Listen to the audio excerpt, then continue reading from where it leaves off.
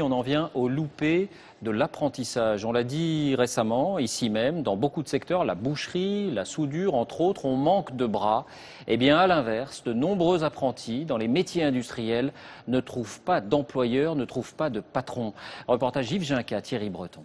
Bon, messieurs, donc on va laver cette voiture. Apprendre en travaillant, le plus cher désir d'Alexandre Chevalier. Passionné d'automobile, à 17 ans, il vient de commencer son CAP de carrosserie dans son centre de formation des apprentis, le CFA d'Evry. Mais il n'est pas sûr de terminer l'année. Il me manque un patron, un employeur, et c'est très dur à trouver. Qu'est-ce que ça peut avoir comme conséquence? Si j'ai pas de patron, je peux être viré du CFA.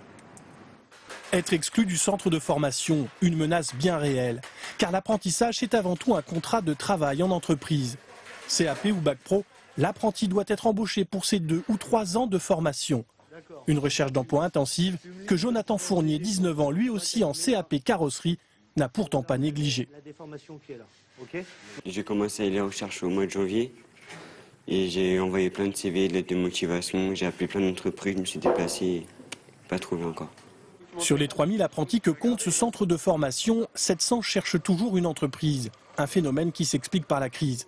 Avec des carnets de commandes moins remplis, les patrons rechignent à recruter. Et plus les apprentis sont âgés, plus leur salaire est élevé. Un apprenti en dernière année de Bac Pro coûte en moyenne 930 € par mois à son employeur, sans aucune charge. Chaque semaine, il passe 2 jours à l'école, 3 jours en entreprise. Trop cher pour certains patrons. Kevin Moreau, en Bac Pro électrotechnique, en a fait l'amère expérience. J'avais appelé une entreprise, ils m'avaient dit d'envoyer un CV, une lettre de motivation. C'est la seule petite piste que j'ai eue.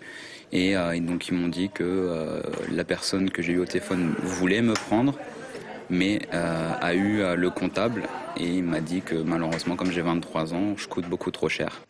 1112 € par mois exactement en fin de cursus. Un coût plus facilement assumé par les secteurs qui recrutent traditionnellement des apprentis, par exemple la coiffure ou la restauration. En revanche, dans le commerce ou l'industrie, les patrons hésitent.